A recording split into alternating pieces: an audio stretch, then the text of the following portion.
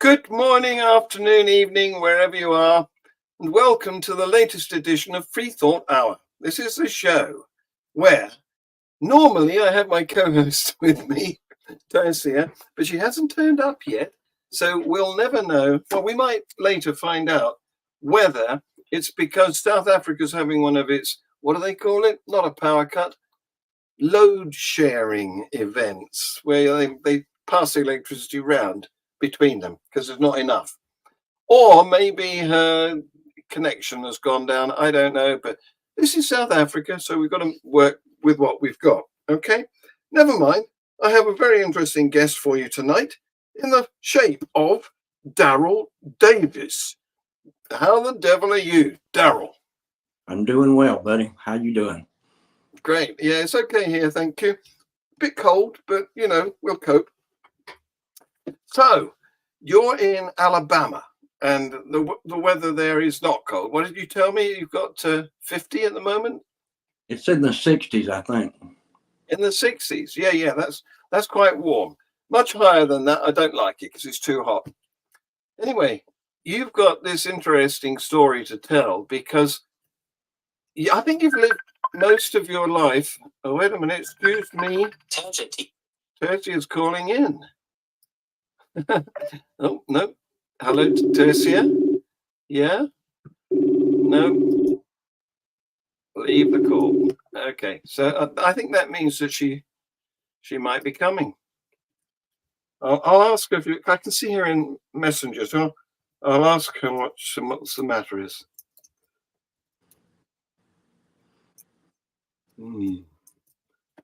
Problems? Question mark. See.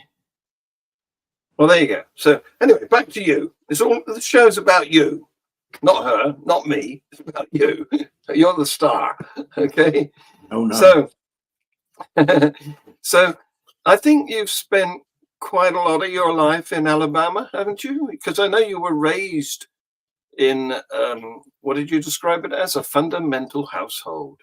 That sounds very, yeah, that sounds very Alabama-ish to me. What have you? Tell us a bit about it. Well, I would, from my first memories as a young boy, all I remember is going to church. Not just going to church, but being forced to go to church. Yeah. And I had for a daddy, I called him an iron-fisted ruler. And he believed in the Bible wholly. And yeah. As a young boy, for the most minuscule of offenses, if you will, I was stripped naked and whipped bloody. And wow. I thought that was normal. I didn't have anybody to compare that to until I got around 9 and 10, and I started hanging out with some of the guys down the road from where I lived, and I told them what I was experiencing, and I said, "Does your daddy do that too?" And they said, "No." I said, "Does your daddy make you go to church?" And he said, "No." I said, "My daddy and my mama carry me to the movies, and we go out to eat at the restaurant and all this other stuff." And so I started doing comparisons probably about that time. Yeah. How old were you then? When I started doing comparisons? Yeah. Probably around 9 or 10. Yeah. And I was told from a young age that I needed to go up to the altar at church and get saved, or go into burning hell. Yeah. So that continued up into my teenage years, and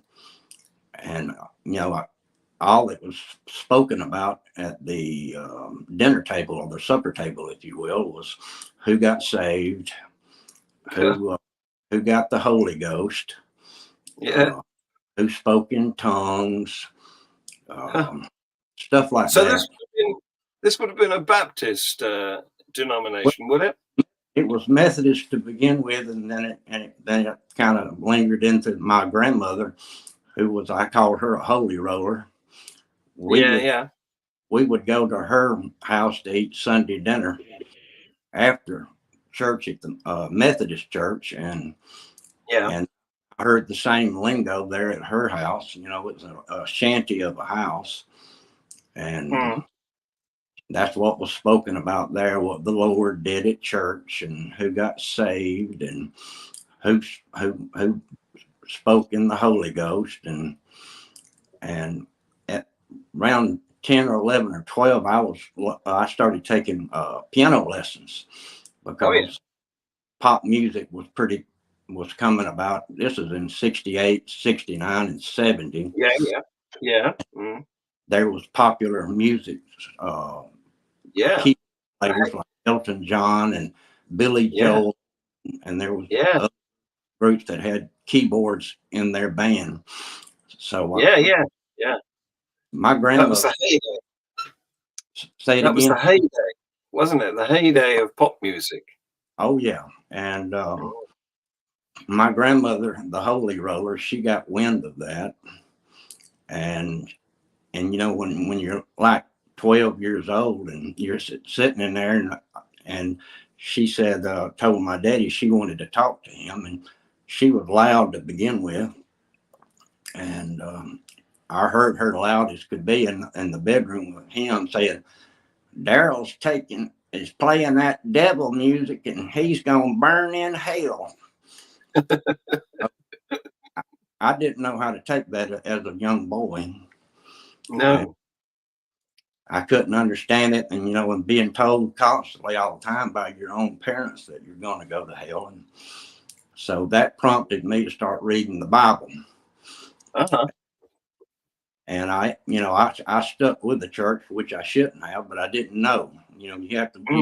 know stuff to know that it's good or bad. And Mm. in the Pentecostal church, and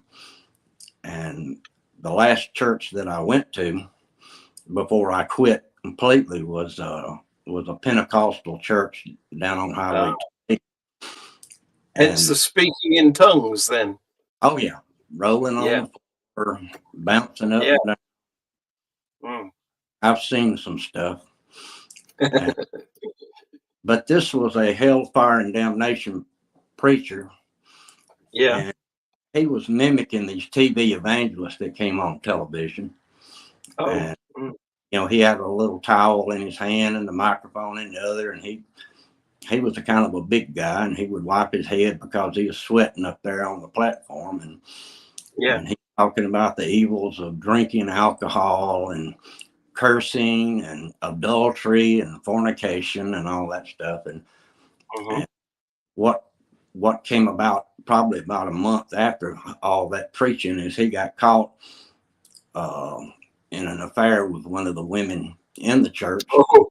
And, Don't you just love it when the preachers get caught out doing what they've been preaching against? yep, that's correct. Yeah. And so that kind of woke me up, and I said, I've had it. I ain't doing this no more. So this was probably in my 30s then. I'm Mm. 65 now. And so I did an intense study of the Bible. As a matter of fact, I went through it about 15 times. Uh, Wow. I've got a lot of friends on Facebook that are Bible scholars too. Yeah.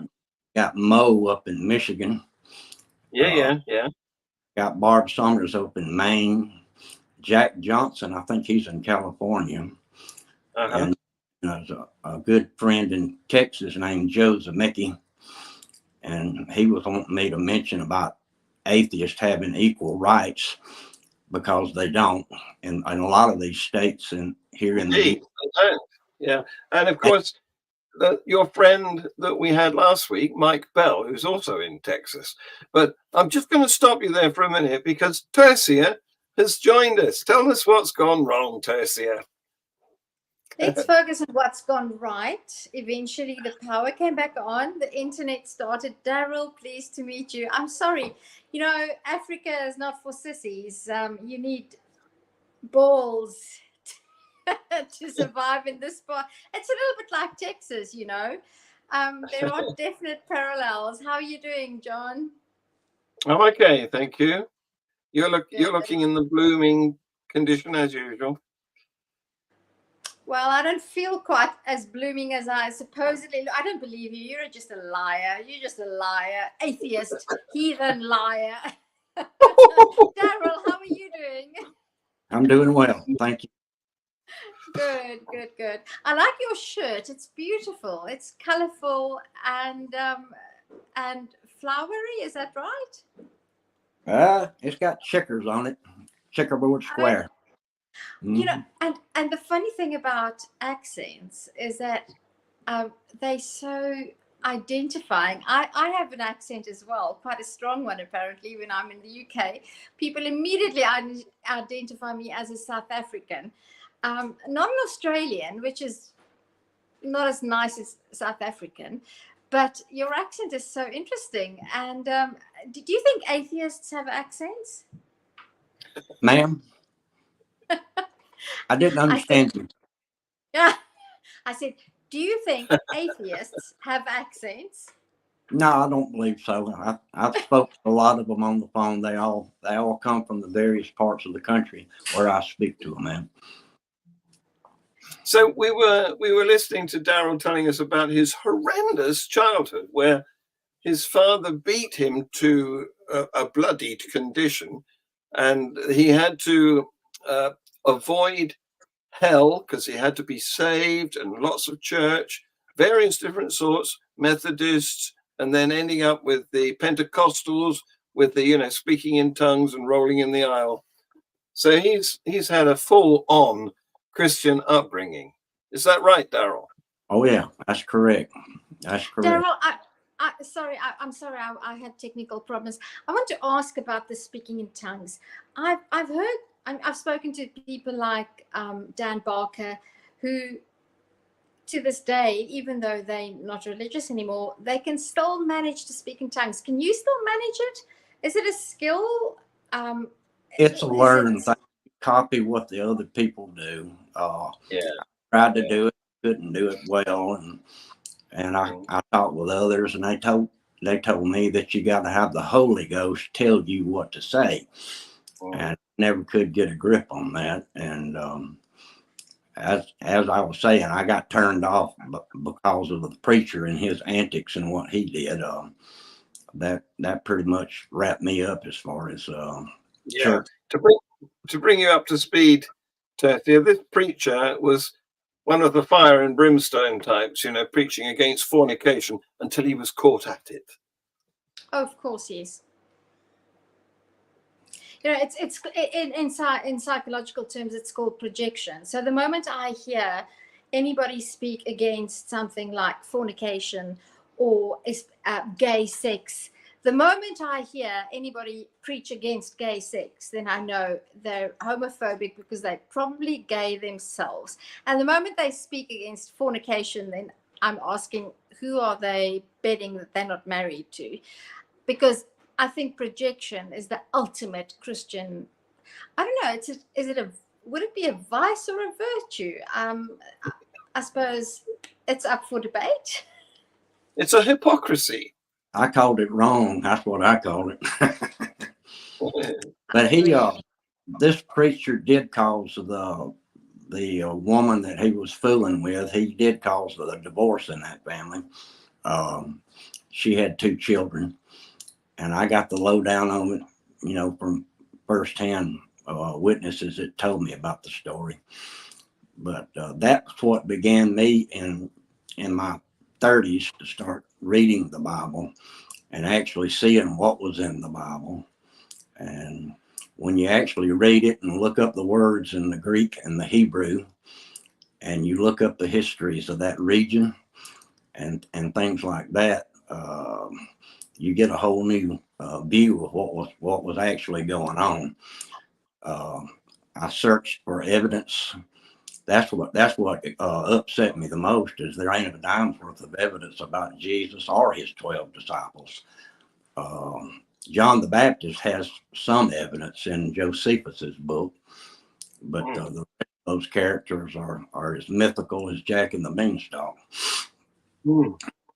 And Josephus, I'm just going to say that Josephus wrote his historical account well after the age of Jesus. It was about 50 years later or something. Yeah.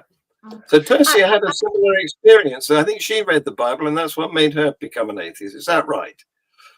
Absolutely. I mean, I don't know what you know about my story, but I grew up for the first 40 years of my life. I was a devout Christian. You can check out my story on Thomas J. Now I forgot the name has slipped my mind. Tom Elder's channel, Real Stories, Real People, where both, in fact, I told my story in 3 episodes, and then he had an interview with my parents, which is very interesting because obviously they have a totally different point of view to mine.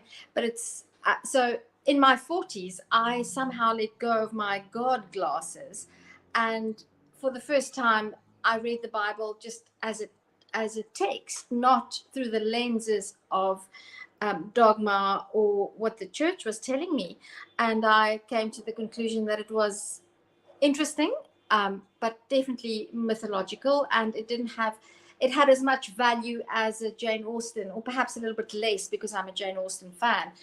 And my motto today is, if you want to deconvert somebody, just let them read the Bible. But I want to ask you, Darryl, about you mentioned something about preachers and hypocrisy, and I want to ask you about I wanted to mention the God glasses thing, but then there was also that you mentioned the hypocrisy and the abuse. Are you? Oh, and then also, would you regard yourself today as a Jesus mythicist? Because that's a movement that I'm quite interested in. Whether Jesus character actually existed as a real person, or whether he's purely myth concocted out of, I don't know. So that's an interesting topic to me. Would you regard yourself as a Jesus mythicist? If you're not aware of what that is, we could dig into that perhaps. But I'm keen to know whether you know about the term and what you see yourself as. I wouldn't call myself a Jesus mythicist, but since what the knowledge that I've gained from the reading the Bible and reading looking up the histories of the gods of Greece and Rome and the Norse gods and the gods of Egypt, I found a lot of similarities in the patriarchal religion of the Bible. It's all male all the time, and females are pretty much excluded, and they're subjugated to men. And I think, in my opinion, I always thought that was wrong. We should all be equal. I don't see myself as a mythicist. I categorize myself on Facebook as a militant atheist because I'm so. Yeah, tell us about that. Okay. So what do you mean by, John? I think you and I want to dig into the same thing. Yeah. You go ahead. What makes an atheist militant? I didn't understand you. What makes an atheist militant? Angry because it ate up so many years of my life. Angry because I no longer have a family. I no longer have any friends. I'm isolated because Alabama is 89% religious as far as the adults go. And you can't have a conversation with anybody in this region where I live without them wanting to invite you to their church. And then I'll tell them about the difficulties I had with the church. And they'll say, well, my pastor teaches the word of God. He's not like that. And, they'll tell you that he's good and honorable and great. But I consider pastors, preachers, whatever you want to refer to them as grifters. They make a pretty good living telling lies behind that podium. Yeah. Joel Osteen, what about him? I consider him a money whore. He's got he's got tons of money, and he's no different than Kenneth Copeland, T.D. Jakes. Well, he's alive. Kenneth Copeland isn't. They're all pretty much the same. I'm wondering if any of them, any of those preachers believe what they say. You know, Yeah. they cater to the people to make them feel good, and they tell them, as I was told in church when I heard the preacher giving what they call the invitation to come down to the altar to get saved. As you know, you can be as sure as $100 bill if you get down to this right now. Yeah. They don't. It's funny how God wants money, isn't it? Say it again. It's funny how God wants money.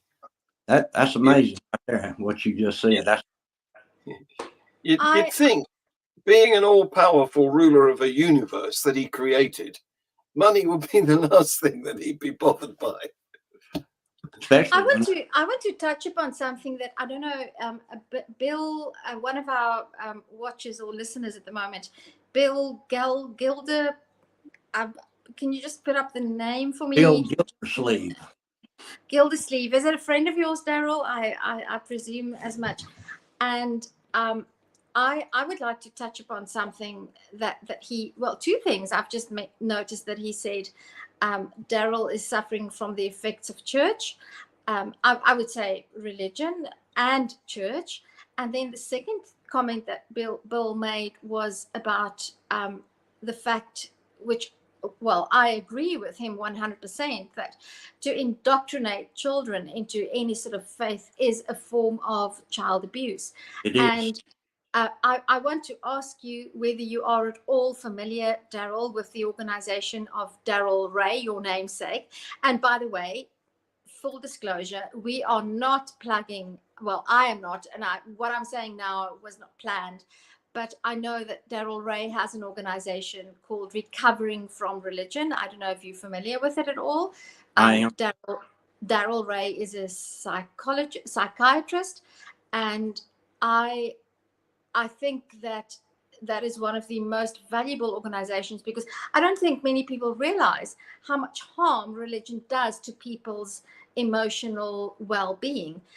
And when you call yourself a militant atheist, I perhaps a better word for many of us would not be militant, but would be seriously harmed by religion, atheists, because the reason we want to speak out is not, we're not anything, we don't want to destroy people's lives. We want to make people aware of the destruction that religion does in people's lives.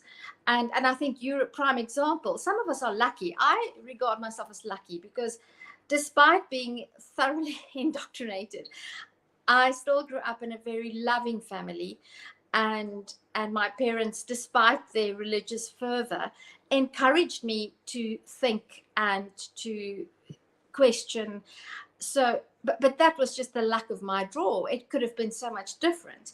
And the distinguishing feature between somebody who grew up with the type of abuse that you grew up and somebody like me, the distinguishing feature is not religion.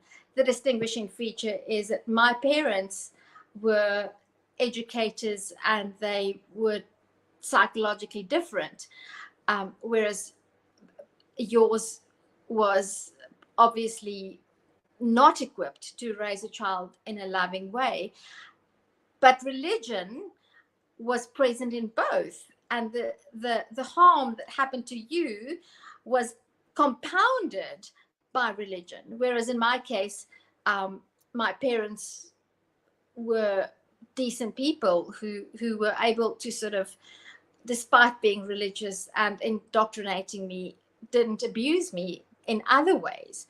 And I think that's what I often find with people who are now militant atheists.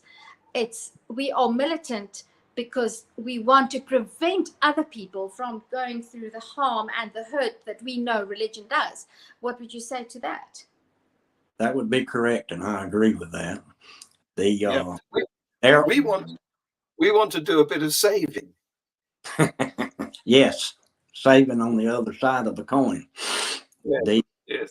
the Darryl Ray, I'm familiar with him. I've read his book, The God Mm. Virus, and I'm fully aware. You know, he went to Vanderbilt University. He's a very intelligent man, and Yeah. He's a lovely guy. Yeah. he is awesome. And it He's was been on the show. Mm. intense Bible study, along with reading books like from Darryl Ray, Dan Barker, Christopher Hitchens, Yeah. Richard Dawkins, and many, many others, that I was able to overcome my indoctrination.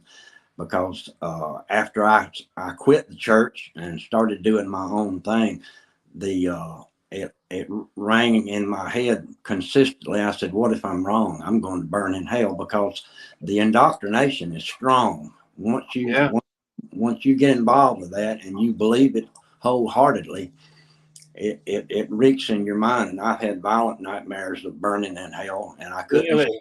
Oh, that is criminal. Honestly, that is seriously criminal. What they do is they first of all destroy your self-confidence, so that by abusing you and telling you that you've got these horrible, prospects of going to hell and burning for eternity. So they've destroyed your self-confidence. That means that they can then impose their control over you and start beating you and telling you that you've got to do this, you've got to do that, you've got to pray, you've got to go to church, you've got to go and get saved. And it's all nonsense. Big time. So, Darryl, tell me at least about your life now. Where are you situated? What do you do on a day-to-day basis? And are you involved in any form of activism to release people from the fear of hell, for example? You said you're a militant atheist. I presume that doesn't mean that you're going to begin bombing churches any day soon, because most of us, we rather prefer to read people the Bible. That's enough of a bomb. What I do every day, I use Facebook as a platform to, I guess it called bark out loud about, things that I've read in the Bible, and I post a lot of picture memes with Bible verses included. I guess you could say I'm trying to be somewhat of an educator, but you can't educate somebody that don't want to be educated. And tell us the name of your Facebook group so that we can put it on here. Well, I don't have a group. I have about 1,400 atheist friends. And right. So is it under your name? So it's on your personal page. Darryl Davis, and I'm currently writing a book about my childhood experiences, and I'm going through the Bible from Genesis through Revelations. I've probably got 2 to 3 months left to finish, and hopefully get it, if I can get it published by next year. And in my writings, I post scriptures that are critical and stupid, if you will. And then I do somewhat of a commentary below there, and then I type in what the words actually mean, and and what and relate that to the history of that region and what was going on during that time. And I'm currently in the book of Mark. I went all the way from Genesis to Mark so far, and I'll end up in the Apostle Paul's gospel after I finish the book of John. And this sounds like a mission, a work of dedication. What I would like to do, ma'am. Go ahead, Darryl. That's what I hope to do, and I don't know if the book's going to sell. I doubt it'll sell at all here in the Bible Belt. But as I've said, you can't make someone look at something they don't want to look at, because it stings their faith and their belief, and they cling to that. They have a love for that more so than their own children. And I know these people well here, and you just don't tell them what they don't want to hear. The thing is, John might emphasize what I'm going to say now. Being a teacher, so I'm a teacher by training as well. And the interesting thing is, while you are 100% right, nobody can be forced to learn something. What is also true is that you never know what's gonna stick, and that's why you know, you can tell somebody to learn their multiplication tables, and you see that they're not learning it, and and then sometime 20 years later you meet that person and they tell you, you know, eventually I learned my multiplication tables and it changed my life. So it's a very I had a boyfriend before I got married to the man that I'm married to now, and he used to always tell me, you are casting your pearls before the swine. You're working so hard to teach these kids, and why are you doing it? Because they don't appreciate it. And I just used to say, well, firstly, I do it because I enjoy it.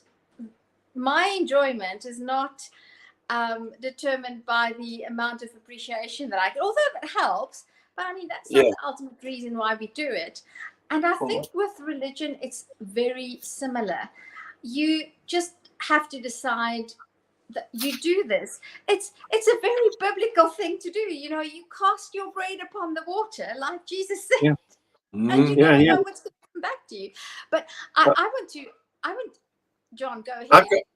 I've got an anecdote to bring to this, because you said you never know what's going to stick. Well, years ago, I remember teaching a very bright girl. I was teaching her A-level biology, and she got into Oxford. And when she'd got her results, she came back and visited the school, and she said to me, the greatest thing you ever taught me was how to memorize the periodic table of the elements. That was something that I threw at them during a biology lesson, not a chemistry lesson, but she latched onto it. Shall I show you how it's done? Yes, please. I'd love to see that. All you have to do is say the atomic symbols, pronounce them as though they're words. So it goes. Heli bebkanovni namgal sipsklar kakasktiv krumen fikoni cousin gagayase brukra, and so on. That's the first three. Supercalifragilisticexpialidocious. Exactly. Supercalifragilisticexpialidocious. Exactly. And it served her well. Well, but Darryl, I want to also comment. Hello, Pam. Thank you for the comment. Challenging to teach truth. Yes, it is. Who learn to, but you know, I've become more empathetic since I've been deconverted. And I think to a certain extent, we all live in some kind of a delusion, because everything we experience is filtered through our senses. And in a way, we're all delusional. It just depends on the degree. But I want to speak for yourself. Oh, of course it's true, John. Come on. But I want to talk about your book, Darryl, and the Bible. So I want to ask, so obviously the Bible to me is the most wonderful book, because you can do so much with it. You know, it's like Homer. And while you are focusing on one aspect, I'm busy with my own little book about the Bible. But I'm just focusing on the internal inconsistencies. And those are at times absolutely hilarious. I mean, if you go back to Genesis, I don't know if you've picked up on this, but the first time I mentioned this to anybody, I mentioned this to my brother, and my dad was present. And at that time, he was still a devout Christian. And he was very much offended, because when God creates in the third or second story about creation, because there's at least 3 in Genesis. So God creates Adam. This is before he creates Eve. And then Adam gets to name all the animals and choose himself a partner. And then it says that he checked out all the creations that God created, and none of them were a suitable partner. So I just imagine Adam looking at the flamingo and saying, no, that's not going to work. And looking at the kangaroo and saying, no, that's not going to work. And that's why God created Eve. So that's one of the very funny if one visualizes it. And the other thing that I find so funny about one of the inconsistencies of the Bible that there's often preached about is, so Abraham had Isaac, or Sarah had Isaac when she was 90 and Abraham was 100. And by that time, Ishmael, whom David begot, made with his wife's slave Hagar. So Ishmael was by then a lad of about 14, 15.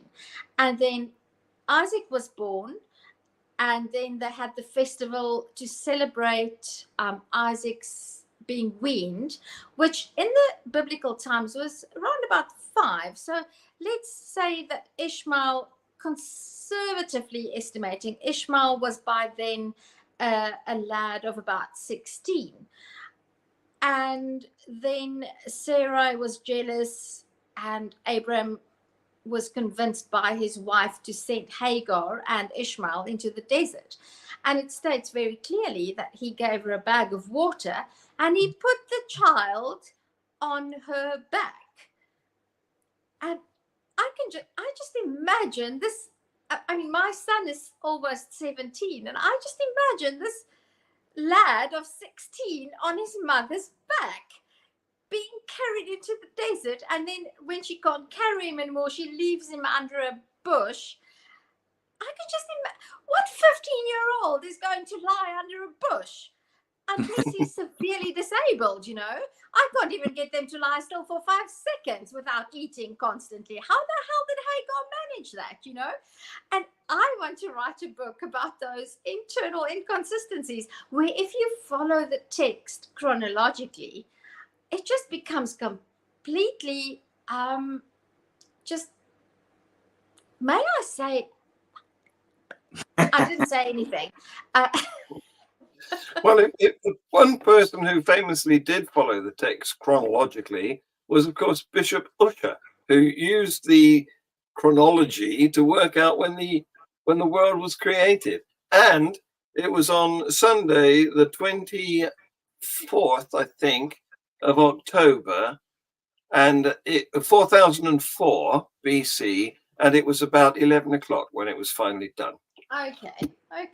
Makes a lot of sense. There are a lot of inconsistencies, even in Genesis. It's ridiculous, but people, they don't delve into the actual text to see what it's actually saying. They only give heed to a pastor behind the podium.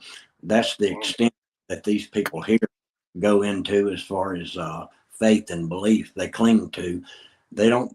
I had, and you know, when I came out loud and proud as an atheist, I had probably about a dozen or better pastors that caught wind of that, and they were on a mission to come down here and set me straight about Jesus Christ. And really, and, did you let them in? Say it again. Did you let them in?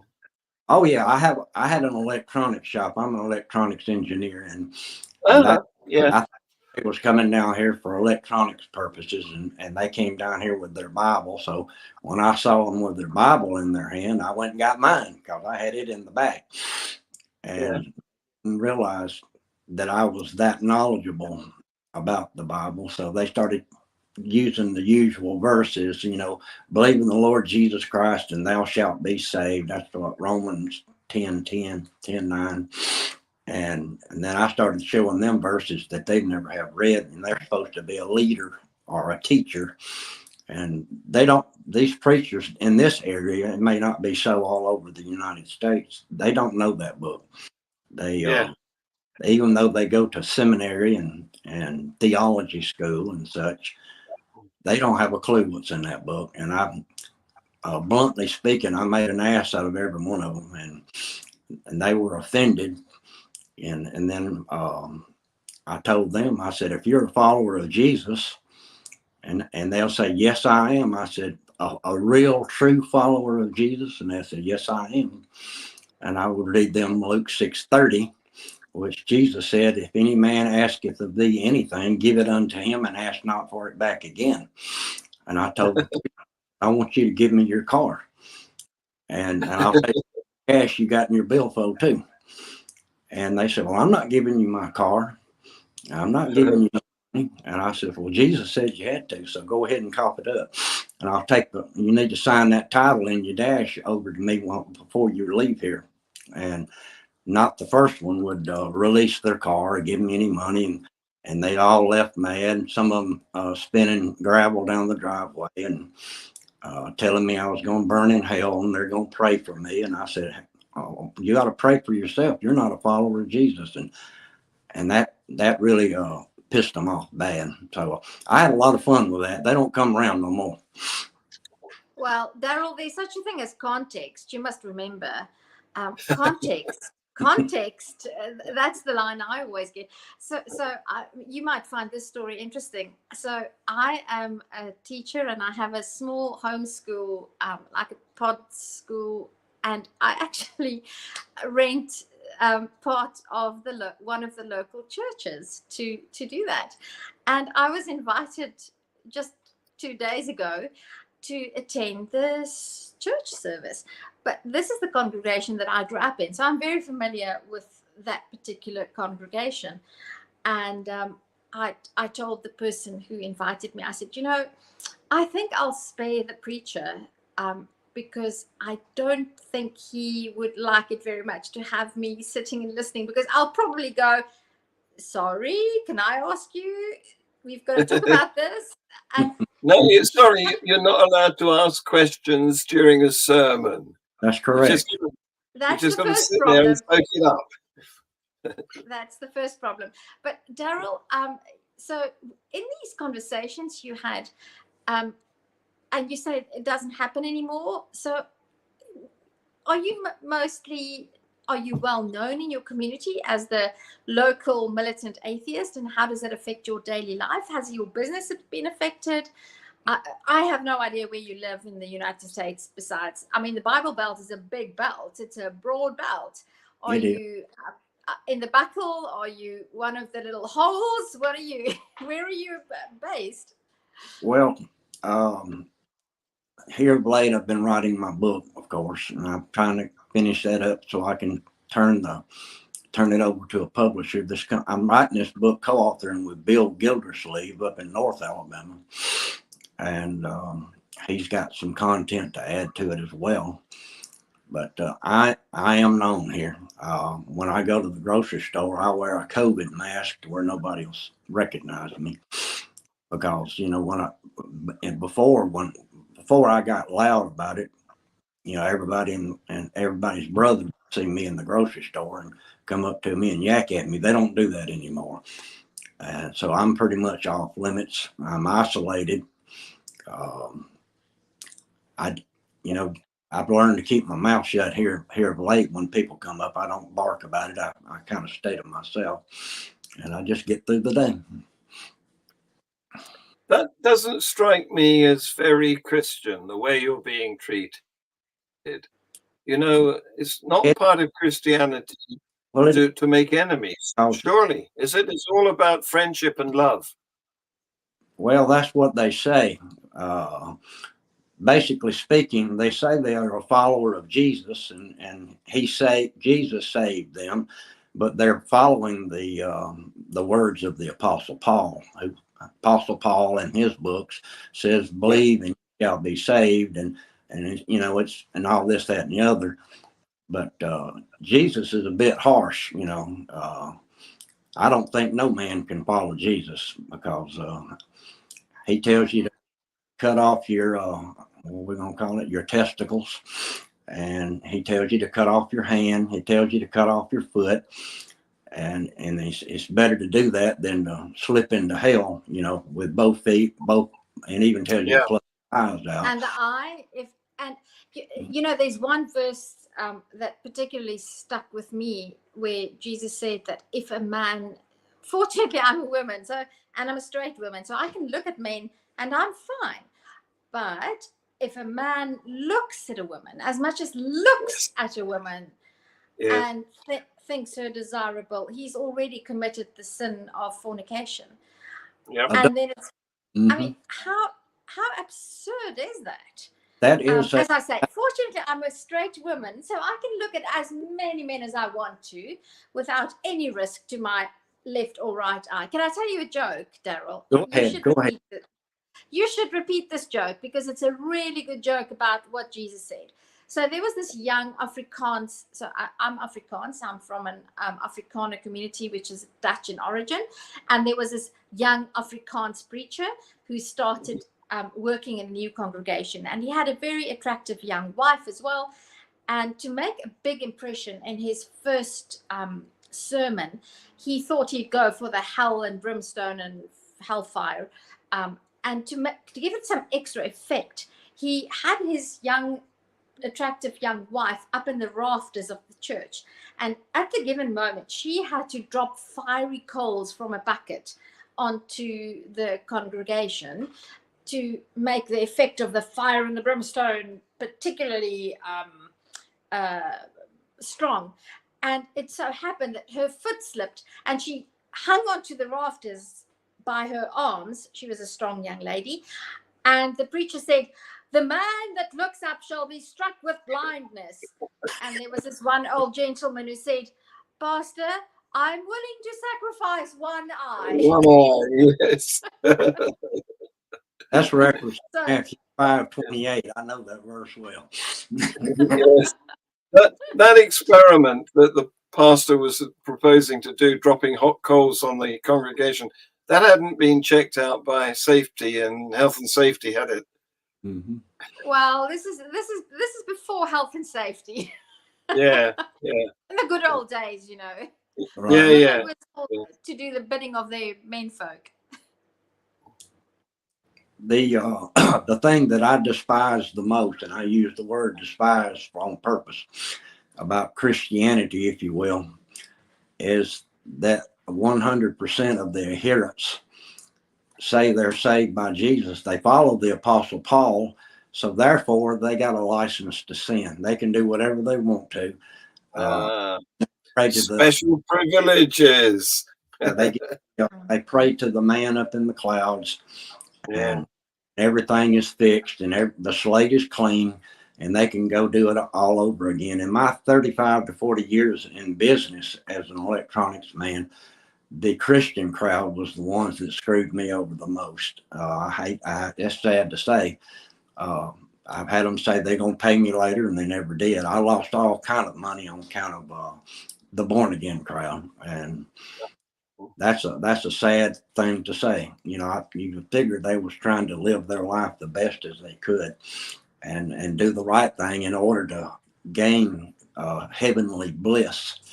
But the Christian crowd here, it may be different over in England or down in South Africa, but here, proportionally, the Christian crowd is the most heinous bunch of people I've ever run into.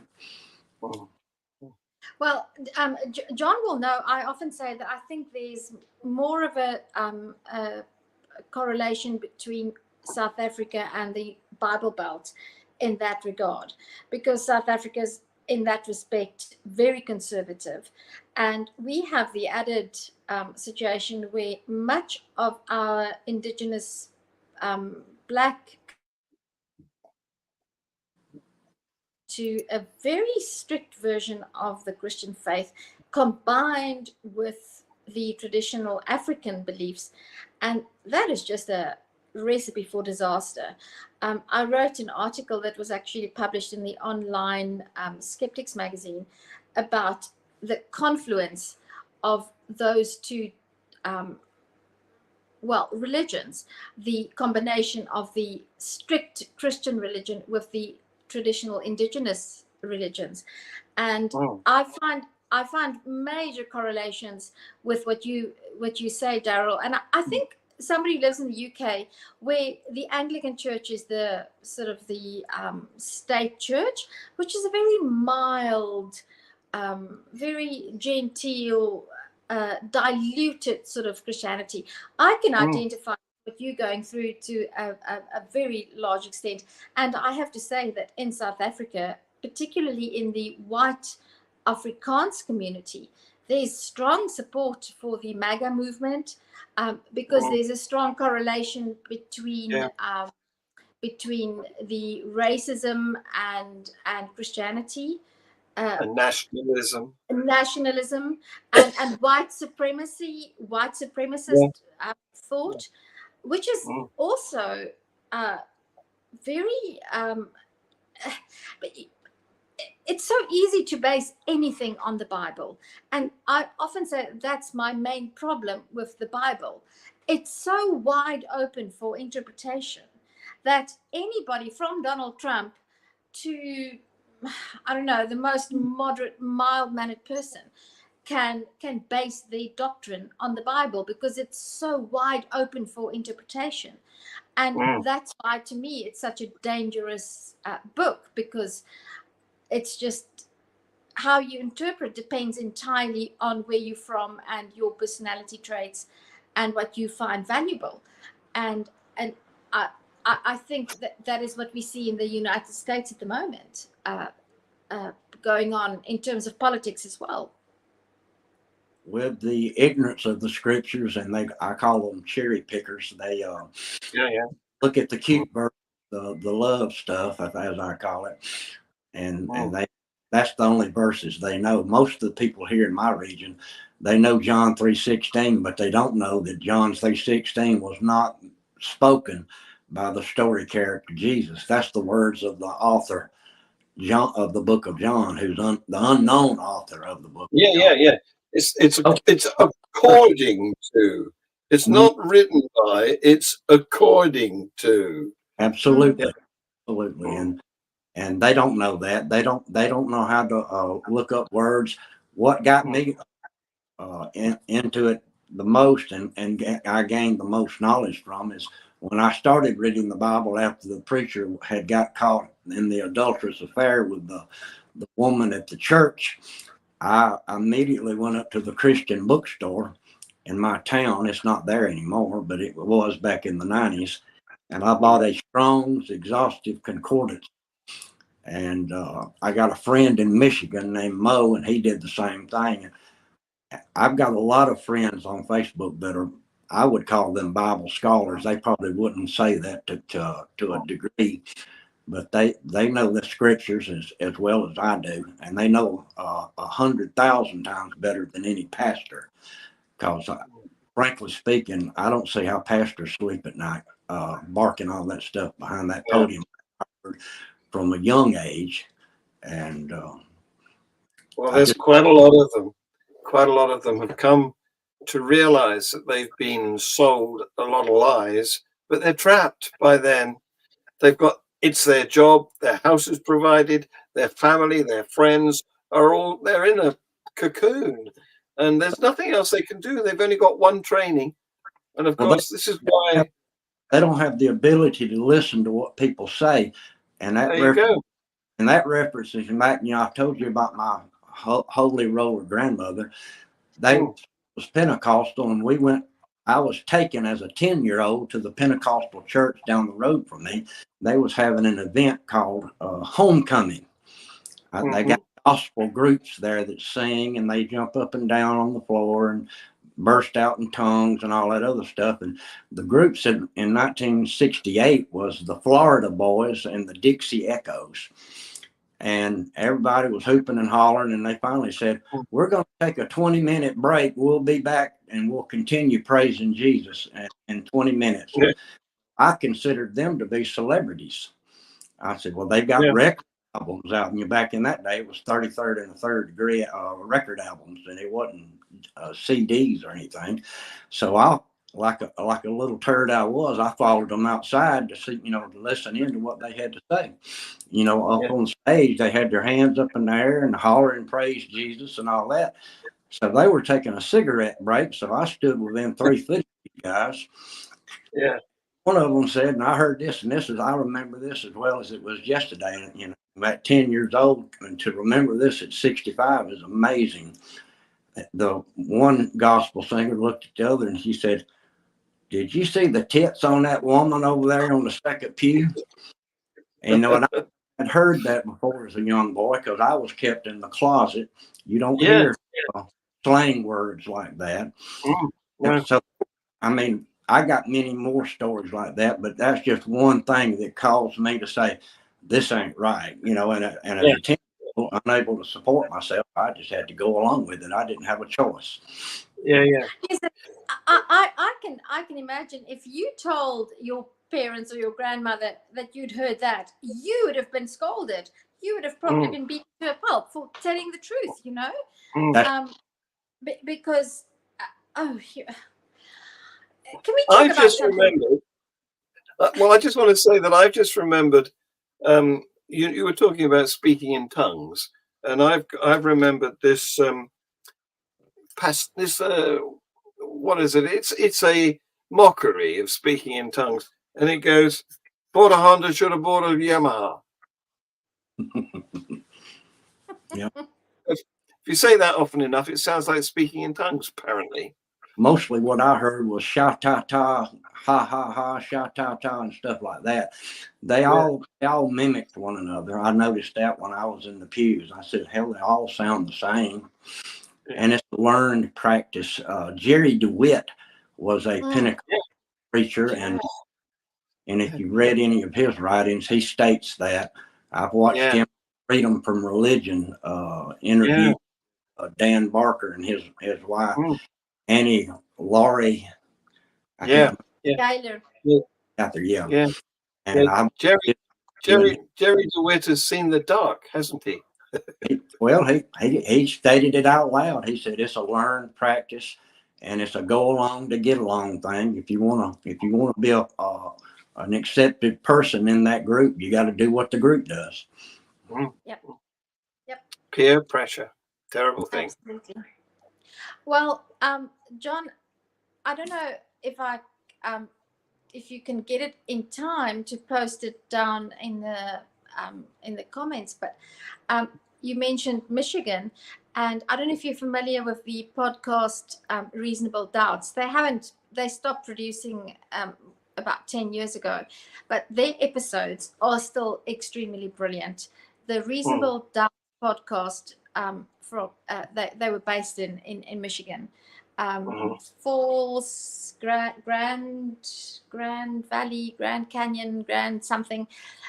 Brilliant resource if you want to. They might help you with your book. Justin Sheba and you're talking about Grand Rapids. Grand Rapids. That's right. Reasonable Doubts podcast. Grand Rapids. Reasonable Doubts. I'll mention that to Bill Gildersleeve on the telephone later on, and he's hunting around for a publisher, and we've looked at dozens and dozens. He has rather, and I'll mention that they also involved with the FreeThought Michigan FreeThought Society and the I've got all my lines crossed now, but the Justin Sheba was one of the hosts, and then professor, he's now a professor, he's in religious psychology of religion. Justin Sheba debates, he's still quite active. The other two names, for the moment, it's just slipped my mind. But if anybody wants to, Reasonable Doubts podcast, they don't make podcasts anymore, but they were absolutely brilliant.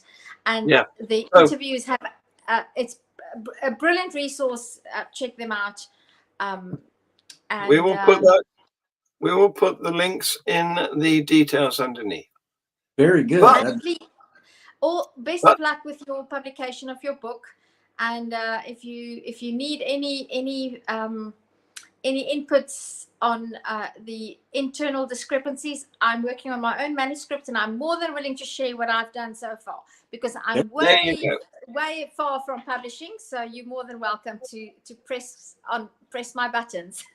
Very good. So before we finish, because we've got about 15 seconds, Tertia, you've lined up next week's guest, Kenneth Daniels. Say a bit about Kenneth.